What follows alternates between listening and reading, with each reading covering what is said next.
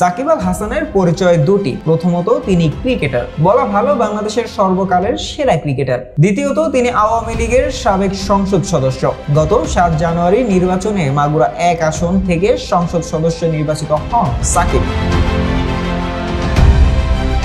কিন্তু 5 আগস্ট ছাত্র জনতার অভ্যুত্থানে শেখ হাসিনা সরকারের পতনের পর হারিয়ে যায় সাকিবের সংসদ সদস্য পরিচয়। সাকিব এখন আবার শুধুই একজন ক্রিকেটার। কিন্তু সাকিব নিজেও কি সেরকমই ভাবে? দক্ষিণ আফ্রিকার বিপক্ষে আসন্ন সিরিজে ঘরের মাঠে ক্যারিয়ারের শেষ টেস্ট খেলতে হলে সেই ভাবনাই পরিষ্কার করে জানাতে হবে সাকিবকে। আজ শ্রম ও কর্মসংস্থান মন্ত্রণালয়ের সাকিবদের এক প্রশ্নের জবাবে যুব ও ক্রীড়া উপদেষ্টা আসিফ মাহমুদ সজীব ভুঁইয়া সেই বার্তাই দিয়েছেন তার উদ্দেশ্যে। ক্রীড়া উপদেষ্টা বলেন, আমার মনে হয় ওনাকে ওনার জায়গা পরিষ্কার করা প্রয়োজন। রাজনৈতিক জায়গা থেকে ওনার যে রাজনৈতিক অবস্থান সেটা নিয়ে কথা বলা।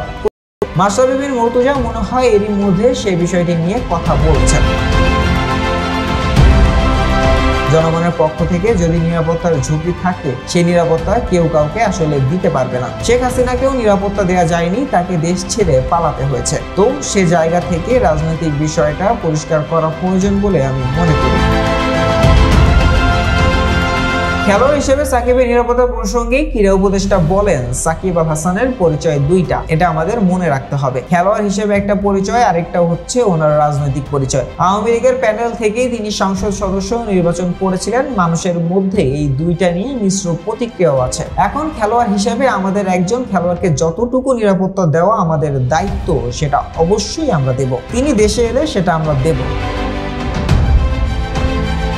তিনি আরো বলেন, রাষ্ট্রের জায়গা থেকে রাষ্ট্র প্রত্যেক নাগরিককেই নিরাপত্তা দিতে বাধ্য এবং সেটা তারা দেবেন। আদাবর থানায় হওয়া এক হত্যা মামলায় সাকিবকে অভিযুক্ত করা হলেও এ ব্যাপারে সাকিবের প্রতি নমনীয় হওয়ারই ইঙ্গিত দিয়েছেন আসিফ মাহমুদ। তার নামে যে হত্যা মামলা হয়েছে সেটার বিষয়ে আমরা বলেছি, আইন মন্ত্রণালয়ই বলেছে সংশ্লিষ্টতা না থাকলে নামটা বাদ দেওয়া হবে। তবে রাজনৈতিক পরিচয়ের কারণে যদি সাকিবের ওপর দেশের মানুষের ক্ষোভ থাকে, সেই ক্ষোভ সাকিবেরই প্রশমন করতে হবে বলে মন্তব্য করেন ক্রীড়া উপদেষ্টা।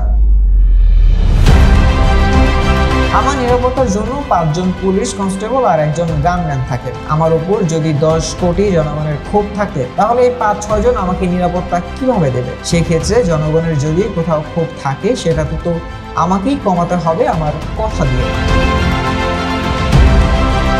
সাকিবের ঘনিষ্ঠ এক সূত্র অবশ্যই জানিয়েছে, তার দৃঢ় বিশ্বাস খেলার মাঠে অন্তত তাকে দর্শকের হেনস্থার শিকার হতে হবে না। মিরপুর শেরেবাংলা স্টেডিয়ামে আরো একবার তিনি দর্শক সমর্থকদের মন জয় করেই টেস্ট ক্রিকেটকে বিদায় জানাতে পারবেন বলেও আত্মবিশ্বাসী সাকিব। তার দুশ্চিন্তা শুধু একটা জায়গাতেই, দেশে ফিরে খেলা শেষ করে যুক্তরাষ্ট্রের পরিবারের কাছে ফিরে যেতে পারবেন কিনা। তার নাম যেহেতু মামলায় আছে, যদি বিমানবন্দরে তাকে আটকে দেওয়া হয়।